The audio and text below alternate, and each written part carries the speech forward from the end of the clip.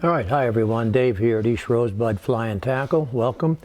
Today I'm going to tie for you the Slump Buster. This is a John Barr fly, the same Barr of Copper John fame. It's a nice, easy, mini streamer pattern to tie, very effective, can be tied in any color that pine squirrel comes in, which is a lot of colors. So let's show you how I construct this. You can tie these anywhere from a size 4 to 12 hook. I'm using a size 6 hook. You can also use 2 or 3x long. This happens to be a 3x long. And I'm using olive thread because I'm tying an olive slump buster. If you're tying a different color, you should use a thread that's appropriate for the colors that you're tying with. This is Veevus 8/0, a pretty strong thread. We're going to be yanking some materials around here. This is a medium-sized gold cone. You can use tungsten, you can use brass, whatever you prefer. It's important to start your thread a couple of eye lengths behind the cone. We have to leave room here to make our collar.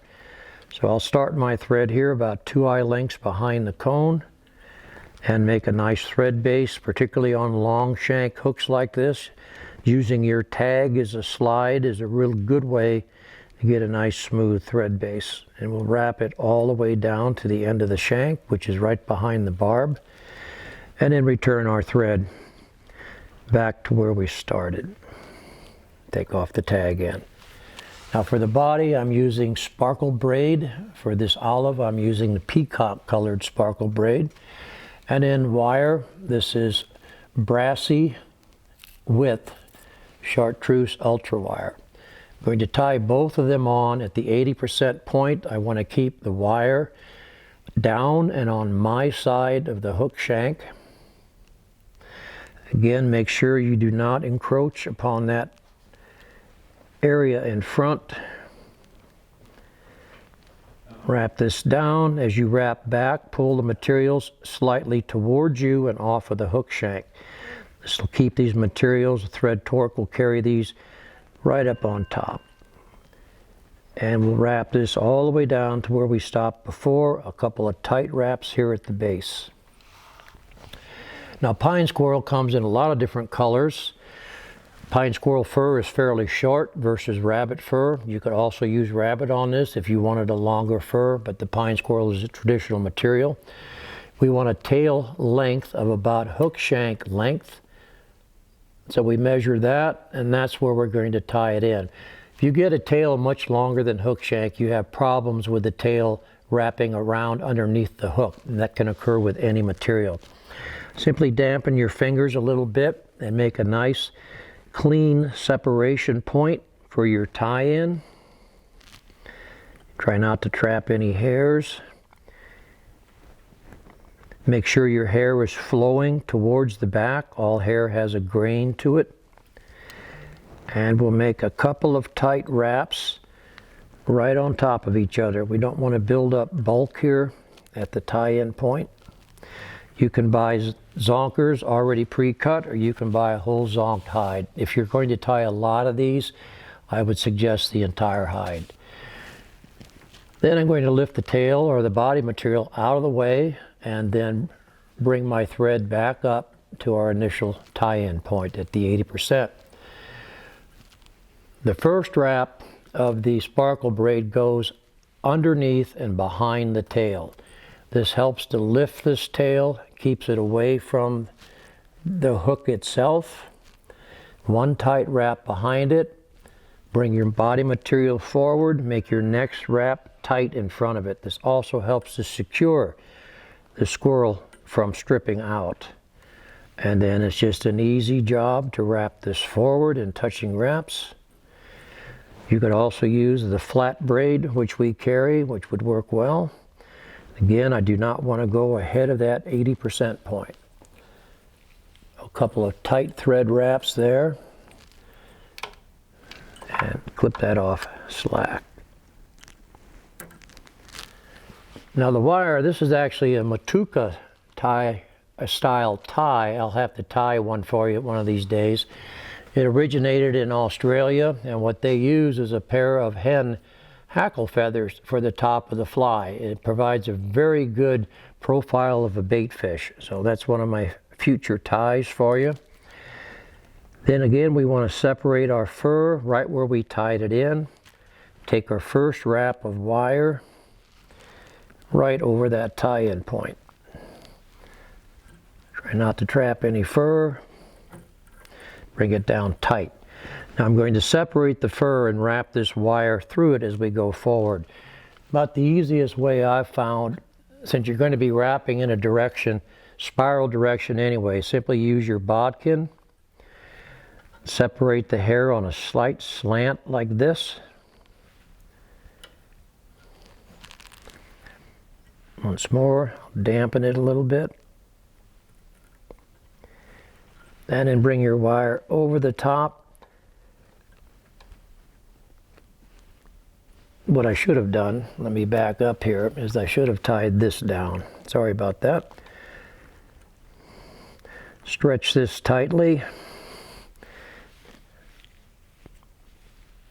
And make a couple of wraps right at the 80% point. A couple of wraps right on top of each other, and snug it down.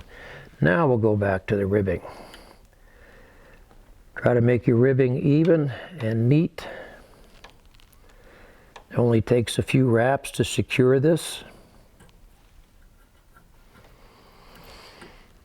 Separate the fur again. Bring our ribbing over the top, tight. Make another one about here. And then our last one right where our thread is hanging. Right on top of our tie down.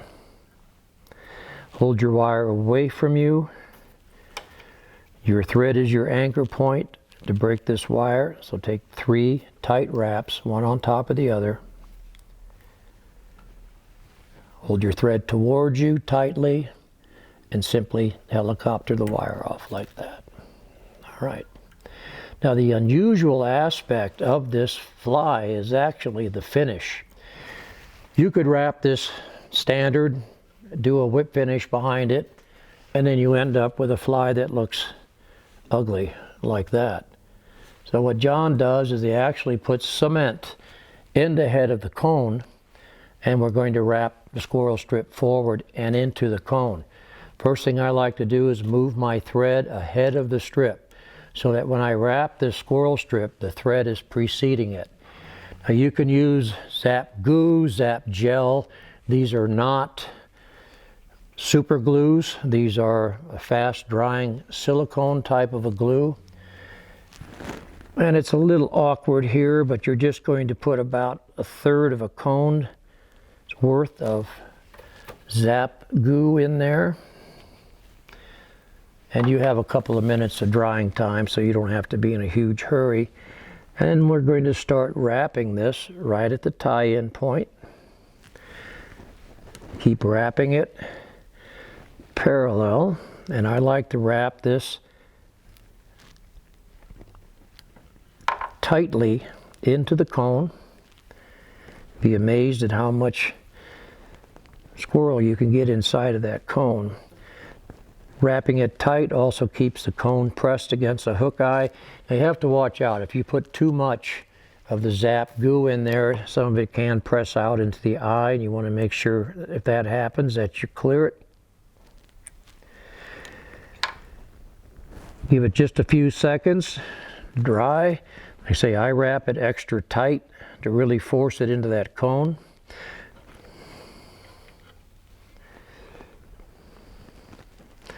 We don't need the thread at all. There is no whip finish. Simply clip the thread off.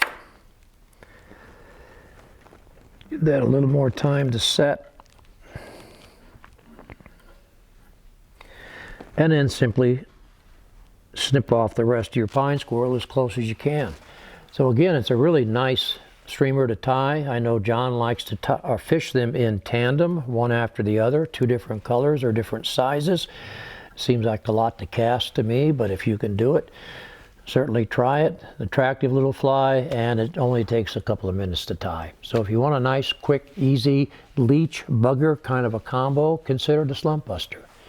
As always, thanks for joining in. If you have any questions or comments, let us know. I'll see you next time.